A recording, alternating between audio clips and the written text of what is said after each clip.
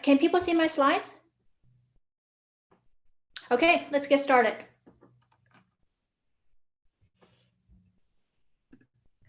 All right, let's see.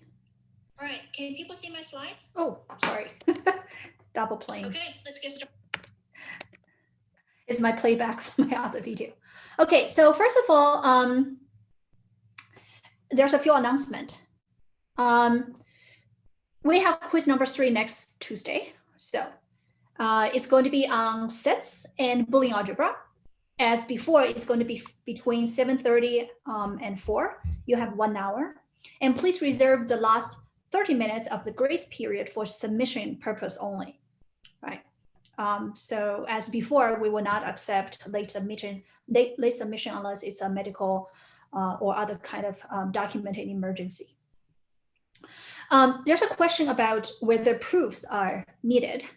Yes, we have seen quite a bit of proofs regarding sets and Boolean algebra. So it will be useful for you to review some of those proof techniques. And then also the last one is homework 4 is already released and it's due 2 weeks from last Friday. Okay, so another reminder is that to prepare for a quiz in general, please try to set aside some time to do the practice quiz. For each of the quiz we have a practice quiz that is available over Canvas under modules. So if you do those practice quiz ahead of time, it helps you discover if there's any hole in your knowledge about sets and Boolean algebra. My recommendation is try to do the practice quiz before Monday. So in case you have last minute question on sets and Boolean algebra, you can actually go to office hours on Monday, right before the quiz. Okay. And of course, you're welcome to join any office hour for the remaining of this week. All right, so I'm going to have a few easy questions over sets, things that's going to be on the exam next week. This is a fairly simple question. You have roughly a minute to do this. This is asking to write out the elements in the Cartesian product of the set A cross B. Recall the definition of this. A cross B are pairs of elements formed by A in set A and B in set B. All this problem is testing is your understanding of the definition of the product of two sets. Okay. All right. Do I have a volunteer?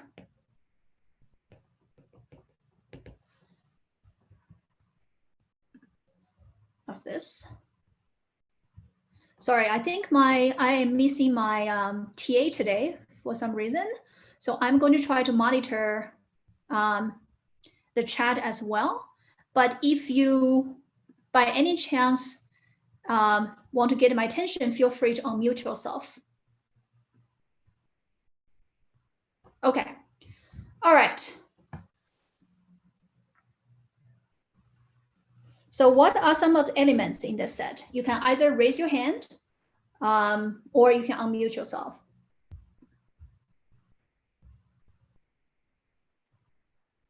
Okay. Well, I guess it's towards the end of the day. Let's do this together.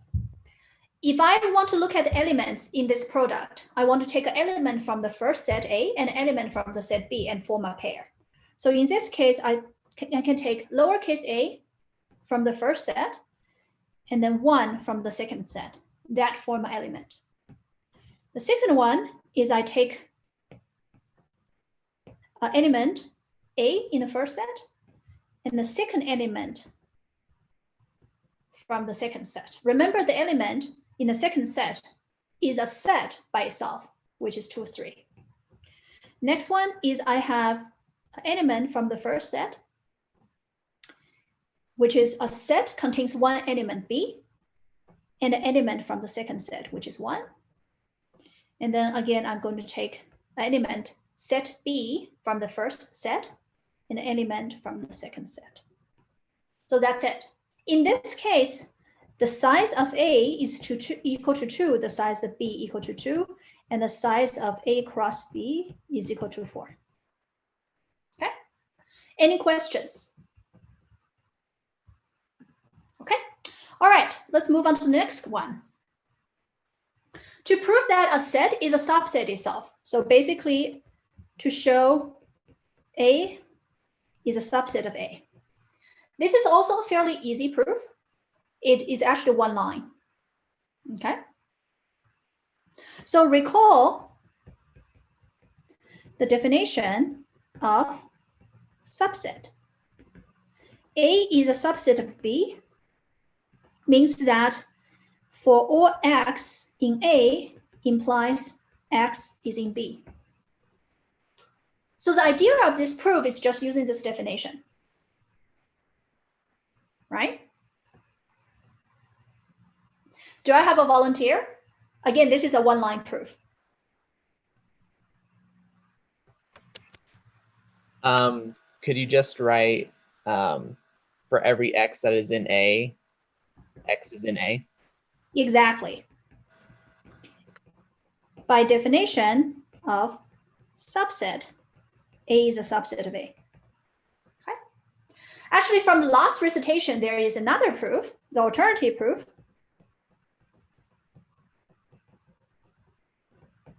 It's actually using the definition of set equivalence. So this is alternative proof.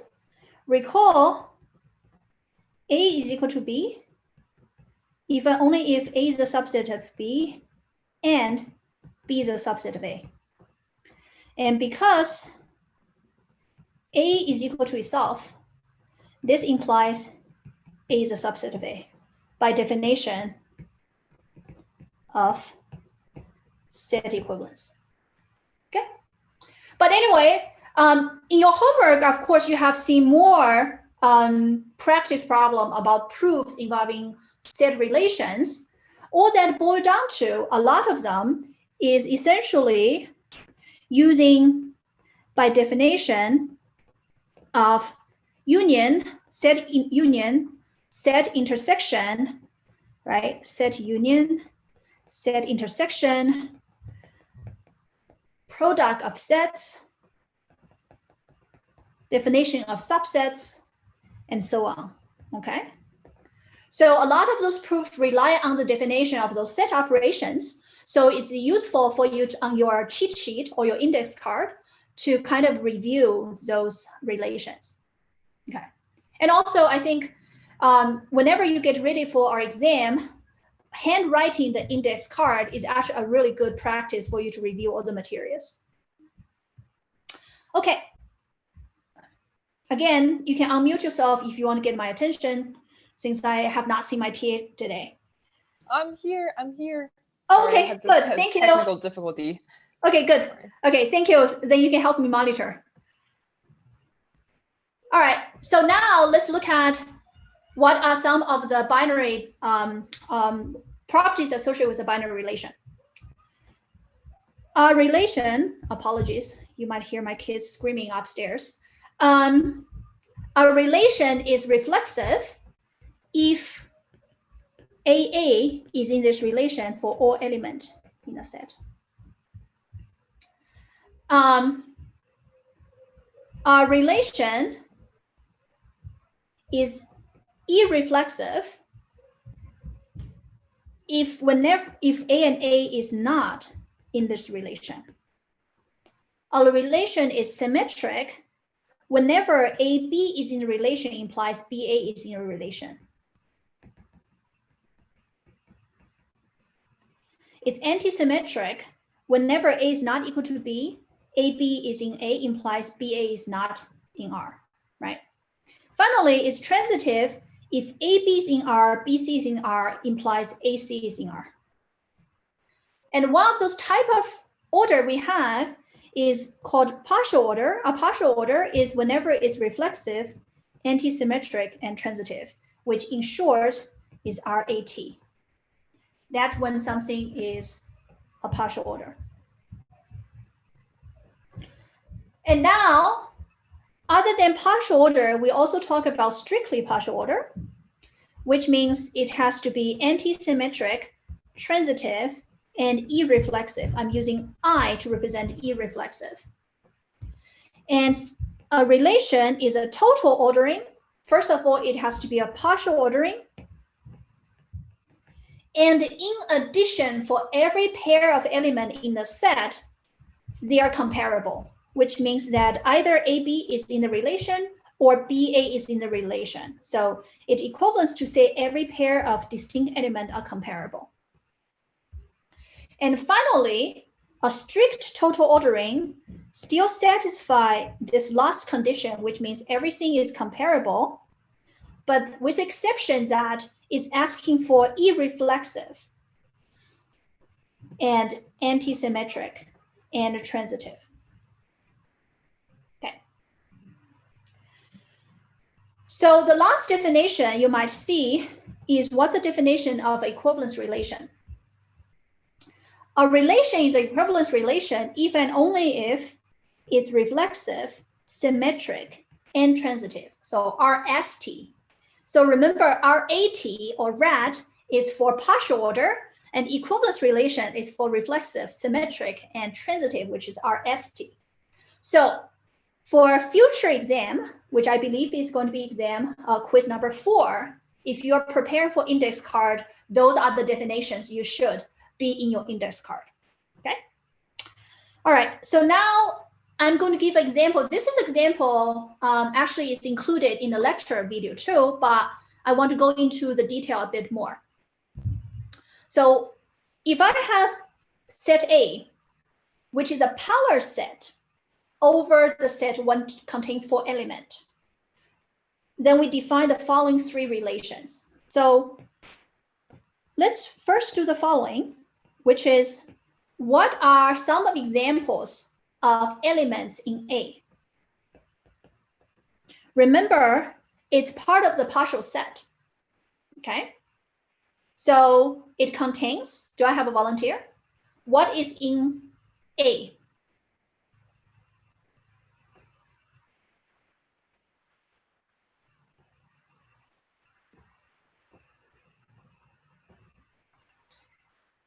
It has to be a power set, right? So empty set is an element in here.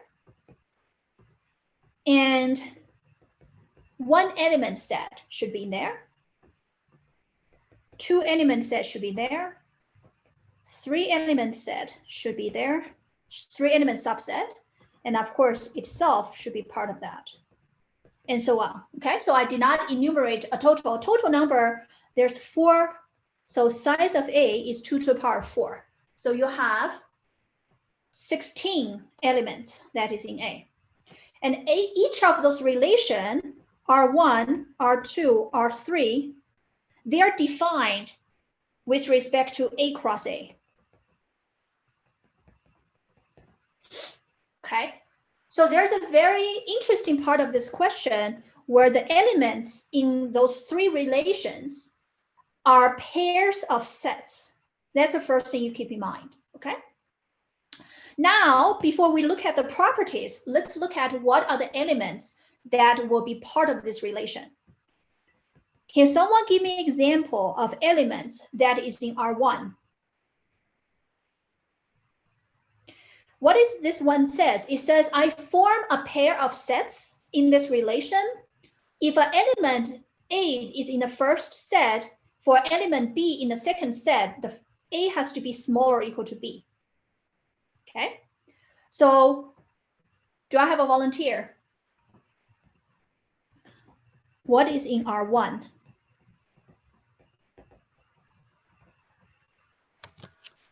One example I can think of would be the set of just 1 and a set of all the numbers that are higher than 1, so 2, 4, and 8. Yep, perfect. Thank you. In this case, if I take an element from the first set, this is a pair. I will take an element from the first set, which is 1. It's smaller or equal to 2. It's smaller or equal to 4. It's smaller or equal to 8. Okay. But also similarly, this pair, the pair of sets 1, 1, is also part of this because 1 is smaller or equal to 1. Okay. All right. What is an element in the relation R2 where the first the size of the first set has to be smaller than the size of the second set. Do I have a volunteer? You could do the set of just 1 and then the set of 1, 2. Yep. Perfect. Because the first set has 1 element, the second set has 2 elements. Okay. But remember, this is smaller, which means 1, 1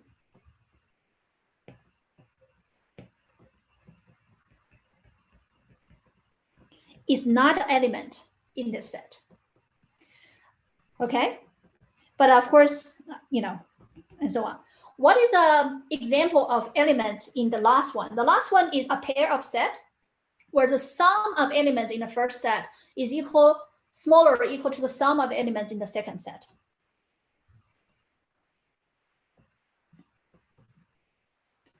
Do I have an example?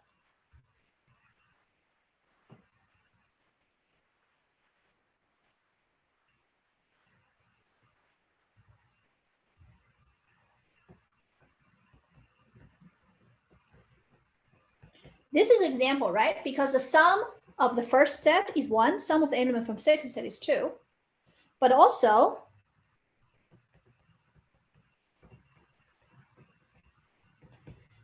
this is an example because 1 plus 2 plus 4 is equal to 7, which is smaller than 8. Okay? So those are some of the elements in the sets, but if I want to identify the type of ordering, I need to ask the question, is this, I'm going to use the letter with a circle to represent the property. Is this reflexive? Is this anti-symmetric or symmetric? And is this transitive? Okay. So whenever I need to identify, it's not enough to just give an example. You actually have to prove it, okay? And of course, I'm not going to go through every single properties associated with this relation during the recitation. I'm going to go through one of them, okay? So, and also when we go through one of them, we need to actually prove it. So to start, I can tell you R1 is actually, this is actually a partial order as a solution. But in order to prove it's a partial order, we want to show R1 is reflexive, anti-symmetric, and transitive. So each one of those properties comes with a proof. Okay. So let's say, let's prove R1, let's say it's transitive. How do I prove it's transitive? Okay, in order to prove something is transitive, you start with ST that is in R1, TW that is in R1. We want to show SW is in R1. Remember, STW or element in A, which are sets. Okay. All right. Do I have a volunteer how to prove this?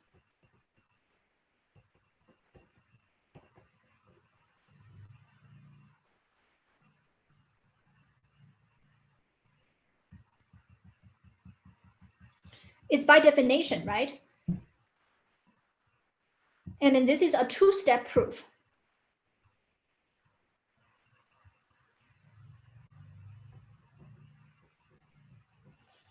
So let's see. What do we have? If, well, we let SR is in R1, ST is in R1, TW is R1. ST is in R1 implies by the definition of R1 that A is in S, B is in T, and A is smaller or equal to B, right? Now TW is in R1. By definition, it implies for element B in T, C in W, we have, well, let's say not and, let's say we have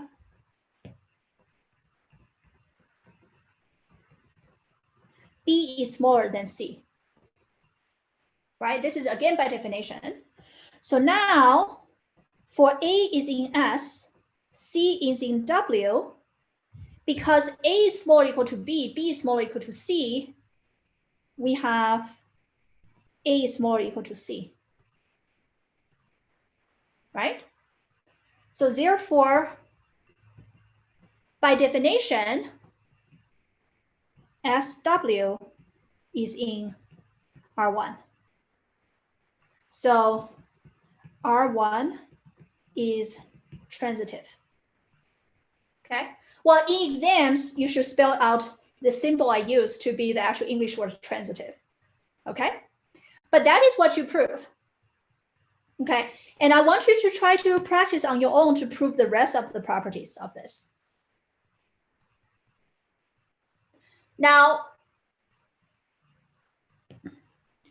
this problem is actually harder than if I just asked you to prove this is a type of ordering, because you need to decide on which of those properties, which means you first have to go over some examples to convince certain property is true or not true. But we're doing a little bit reverse engineer here, where I'll tell you ahead of time that relation 2 here is what's called a strict partial order. What a strict partial order? That means it's antisymmetric, it's transitive, and irreflexive. Okay? So I'm just going to do one of them. Let's say proof R2 is irreflexive. So what does irreflexive mean?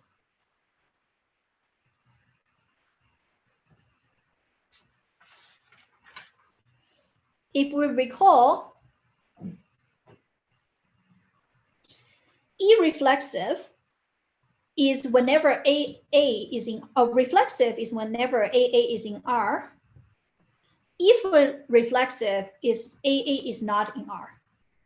Okay, so to show that it's irreflexive, you want to say the set, the pair of set SS is not in R2. Okay.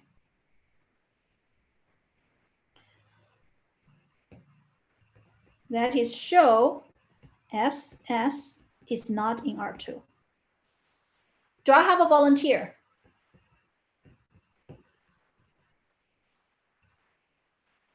How do we prove this?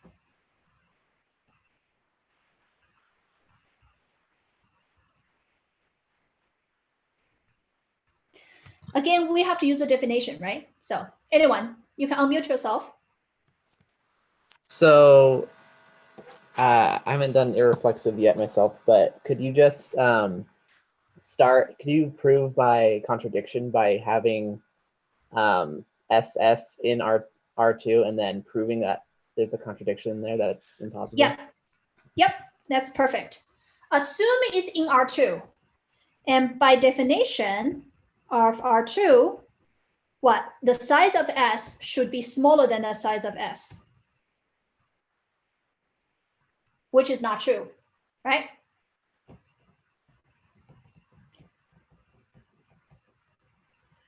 Because the size of a set itself is equal to the size of set. Okay? This leads to a contradiction. Peter also said in the chat to just use the size of S is equal to the size of S, so the size of S is not less than the size of S. So yes, use a yes, direct that's proof. another alternative proof. But essentially, both of those proof is using the same fact. The size of S is equal to the size of S. Therefore, it's not smaller, right? Okay, all right. So again, remember, this is a very challenging problem, actually. So I would like you to go prove the other two properties related to this relation. Oh, actually, I want to mention, well, let's do R3 and we'll come back to R1 one more time. So R3 is identify the type of ordering where the first element has sum smaller or equal to the sum of element in the second one. So I can tell you ahead of time, this is a total ordering. So a total ordering is adding an extra condition on top of it being a partial ordering. When it's a partial ordering, it has to be RAT, right? R-A-T. So you'll have to show it's reflexive, anti-symmetric, and transitive. And with the condition that every A, B in A are comparable via R3. What does this mean? That means for any pair of elements in A, either AB is in R or BA is in R. Okay? So let's try to show R3 is transitive.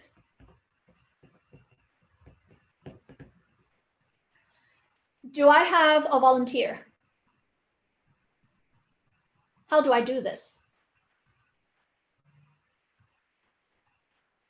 You can raise your hand or you can unmute yourself.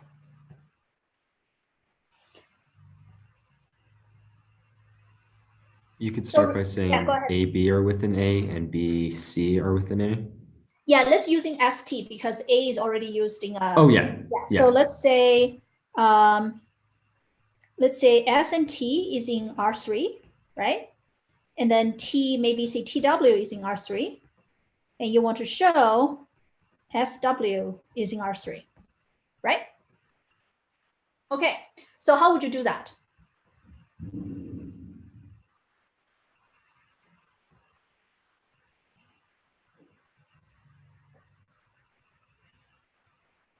Well, you need to go back to the definition, right? Somewhere in here, I need to use the definition of R3. Okay, we start with this. Because ST is in R3, this means the sum of, I'm using some shorthand, elements in S is smaller or equal to sum of elements in T, because ST is in this relation. And TW is in the relation, which means sum of elements in T smaller or equal to sum. Why my symbol here means sum, because I'm using a shorthand, sum of elements in W. This means the sum of elements in S is smaller or equal to sum of elements in W, which means SW is part of R3, again, by using the definition of R3. So you use definition of R3 3 times to prove it's transitive. Okay. So the last bit, which I would like you to convince yourself, and of course, I want you to also do a take home right here, and this is non-trivial, is to show that every pair of element is comparable through R3. Intuitively, this is true. Why? Because if I take any set that is part of the power set A, right? Well, the sum of element is either smaller or equal to or bigger or equal to. Okay? If it's smaller or equal to, that means ST is in this relation. If it's bigger or equal to, that means TS is in this relation, which means, you know, so basically it's to prove this part, put a star, is you want to show for S not equal to T, either ST, and then both ST is part of R3, oh, sorry, it is part of A times A. S, okay, both S and T is part of A. Either ST is in R3 or TS is in R3. So what does this mean? This means for any pair of elements that is in A, they are comparable through R3. And this relation is indeed comparable, but I would like you to challenge yourself to try to prove this condition. Okay, you can prove by contradiction and so on. Okay, all right, let's move on. It turns out you can also think about a take home to prove R1 is not a total order.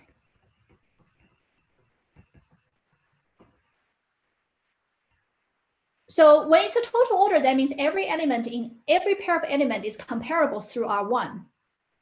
But if you look at the definition of this pair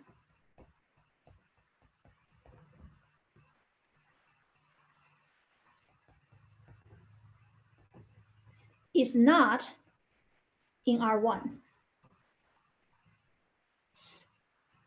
And equivalently, this pair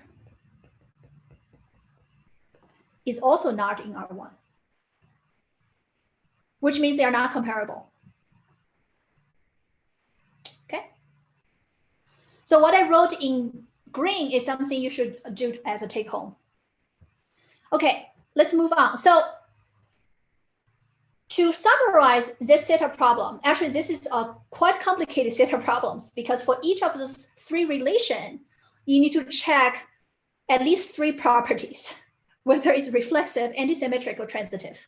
Okay, and for each one of them, it's a proof, not just by example. The example is just to convince you it might satisfy this condition, but to actually prove it, you have to go through what we just did. Okay, so please try to solve the rest of it on your own. And if you are stuck, come to office hour. So now this is a simple question. If I give you a set A, and then this actually showed up in one of the lecture recording, an element in the relation R is that when their difference is divisible by 3. Okay, so for example, what is in R? Oh,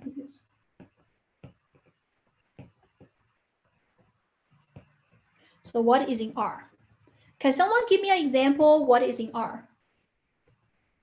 It has to be a pair where the difference is divisible by 3. Do I have a volunteer?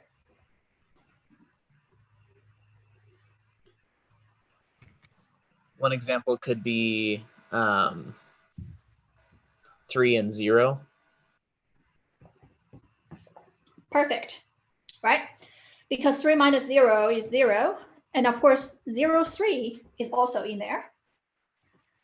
Okay, and of course, 1 and 4 is in there, and so on.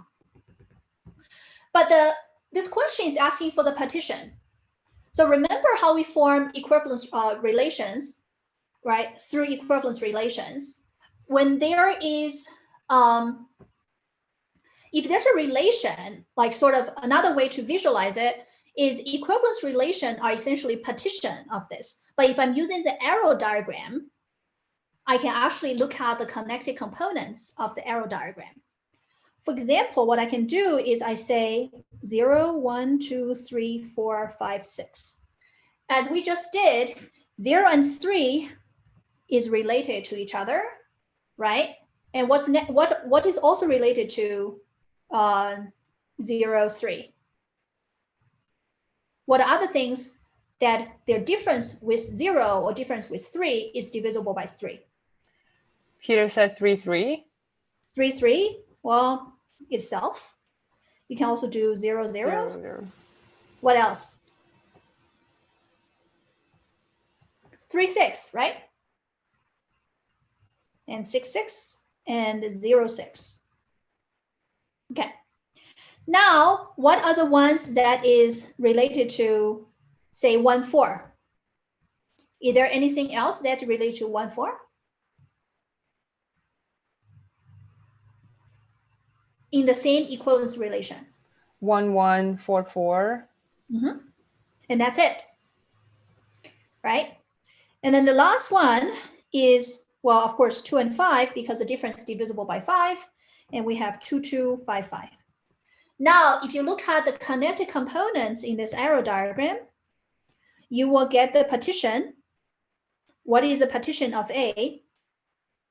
Is going to be 0, 3, 6 is one partition. 1, 4 is another partition. And 2, 5 is the third partition, right? Now, because we're asking for partition, you need to think about what's the definition for partition. This is the first set in the partition, second set in the partition, third set in the partition. Whenever you talk about a partition, each of the partition elements is non-empty, and then any two elements intersection is empty, and the third is a union of those elements is equal to my set A. And then this is a partition because it satisfies all those three properties. Okay, so it's important, of course, to remember what is the definition of set partition and what is the definition of an equivalence relation. In the lecture, we actually prove that this is an equivalence relation. Okay, and of course, it's good since we're on this to try to show, R is an equivalence relation. Equivalence relation. I'm just using ER to represent equivalence relation. Remember, what is the definition of equivalence relation? A relation is equivalence relation even only if it's reflexive, symmetric, and transitive. So you need to prove this relation is RST. Okay. So show it's R, S, and T. Okay. So here's an example of problem. Show the following relation is an equivalence relation. It's not a equivalence relation. Show it's reflexive, show it's transitive, but show it's not a partial ordering. Remember the definition of something being a partial ordering, it has to be RAT. So when it's not a partial ordering, this is really means it's not antisymmetric. Okay, so let's do one of them. Okay, so which one?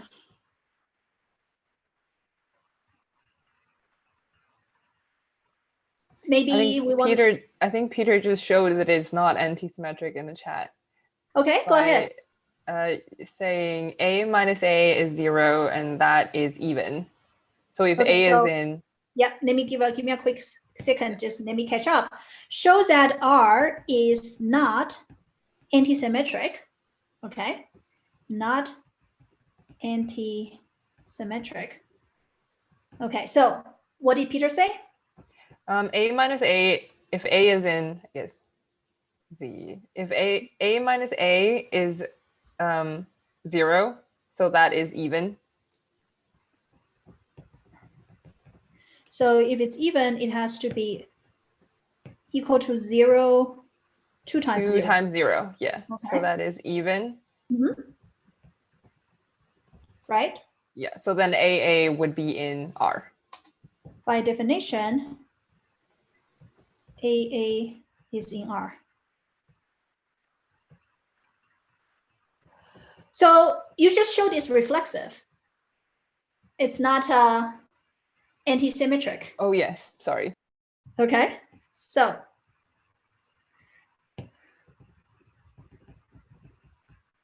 this is a proof for reflexive. Okay, so remember antisymmetric definition. A relation is antisymmetric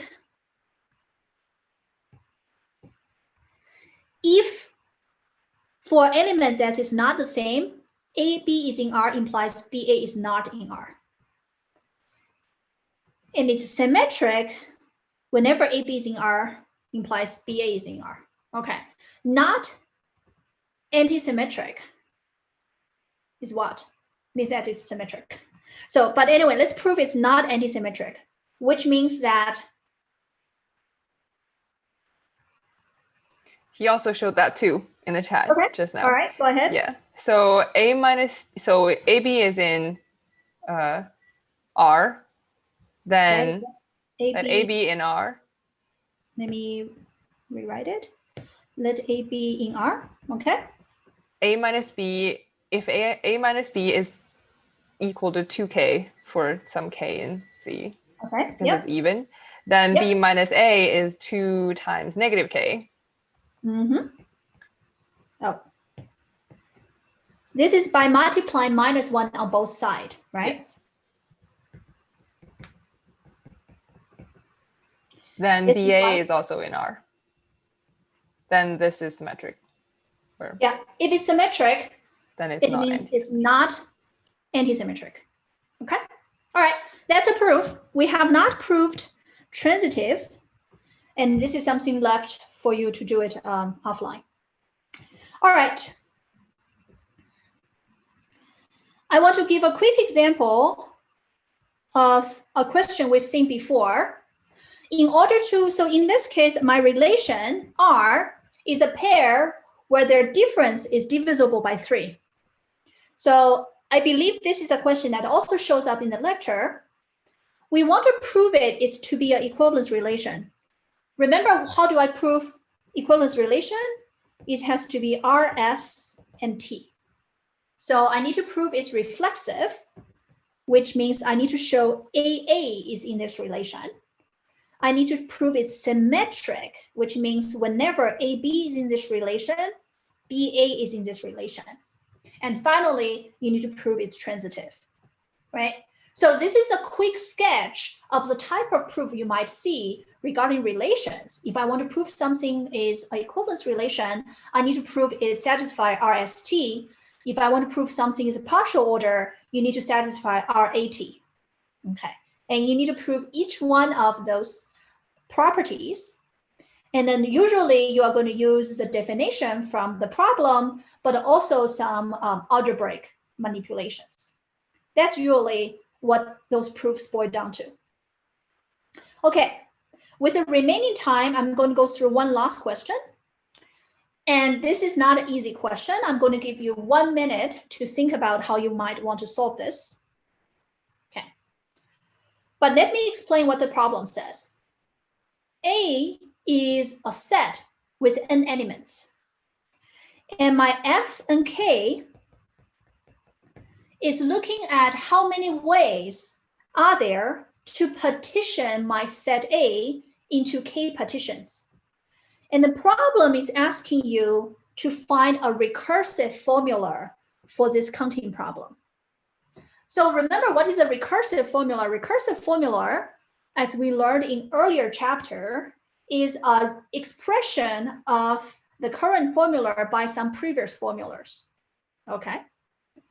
So, and also another element of getting a recursive formula is the fact that you also want to decide where are the base cases. Whenever you have a recursive formula, you'll always have a base case. Okay, so let's say the first step is going to say what is find the base cases.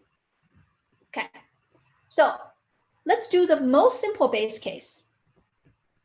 What is F1 of 1? This is to say I have a set with one element. And how many ways are there to partition this set into one partition? Volunteers? Is equal to 1, right? Because there's only one way. You know, let's say I have a set A and it has only one element. There's only one way to partition it, okay? Now let's say what is n of 1? I have a set A. Let's say it has an element. I'm just giving examples here, right? Everything I wrote on the top right is just for intuition. I have a set with an element. How many ways of dividing it into one partition?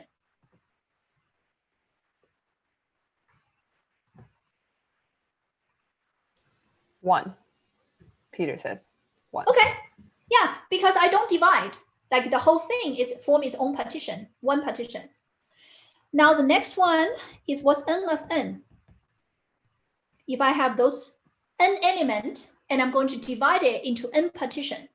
Remember the definition of partition. Every single set in the partition has to be non-empty. So I have n elements and I have n partition, which in this case is almost has a flavor of pigeonhole principle. But I want to make sure all containers is non-empty. So I have n element, put it into n container, where each of the container is non-empty. What do I have? How many ways? One way, Peter said. Yeah, it's also one. So those are the base cases, okay? The tricky part of this problem is the second step. What is actually the recursive formula, okay? And I can give you a hint here where the hint is looking at cases. You're going to think about two different cases of this counting problem, okay? So what I'm going to do is I'm going to let x in A be a distinct element in the set A. There is two cases. Case one is x is its own partition. So what does this case mean? This means I have an element x in A. And the first case is that this element form its own partition. That's the first case. The case two is x doesn't form. So actually, let's put this. Let me rewrite it. One is x forms its own partition. The second one is x does not form its own partition.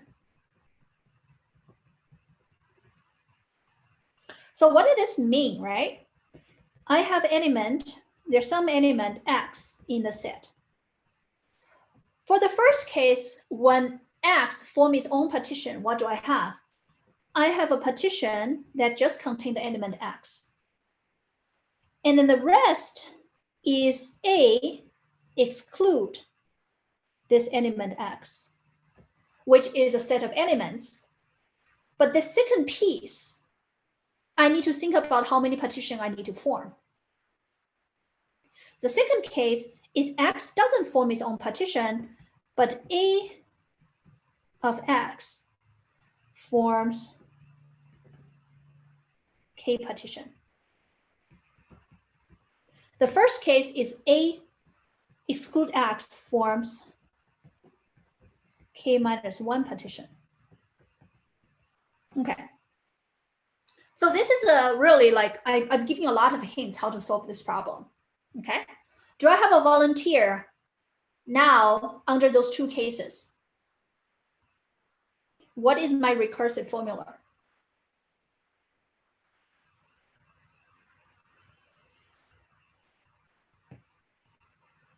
To be fair, this is not an easy question, but it uses all the things we have learned so far, especially regarding set partitions.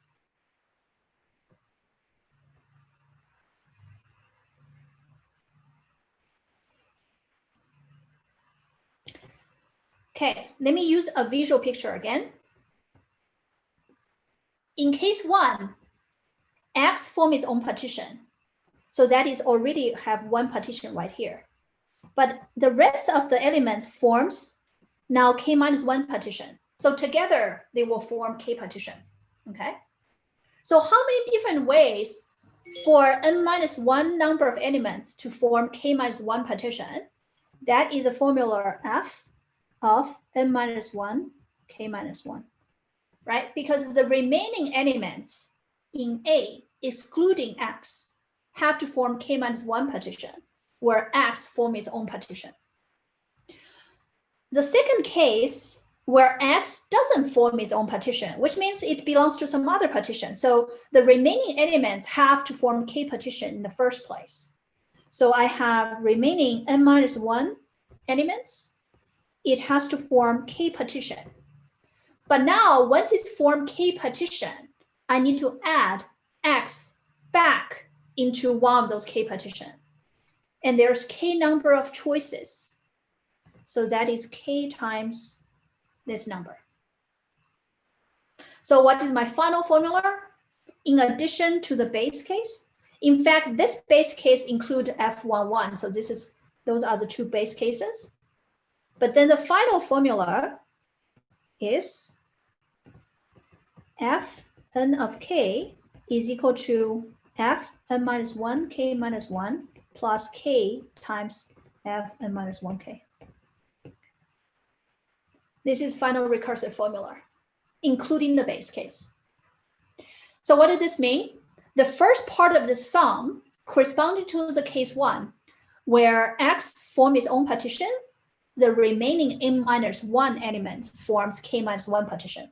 So I just count how many ways there are. I don't know what it is. Since this is a recursive formula, I know how it's represented. The second term is if X does not form its own partition, I'm going to use the remaining n minus 1 elements to form K partition and add the element X to one of those partitions. But because I have K number of choices, that's K times Fn minus 1K. Okay. All right. Any questions?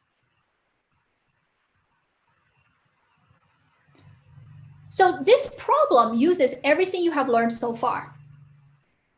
Okay. But the key is set partition. And then the most tricky part is really proving by case. And then additional comments I want to make about this problem is that those two cases are mutually exclusive, right? The first case is X form its own partition. The second case is X does not form its own partition. So you're not doing any double counting at all. Okay. All right. If there's no more questions, that's the end of today's lecture. And good luck with quiz number 3 coming up next Tuesday.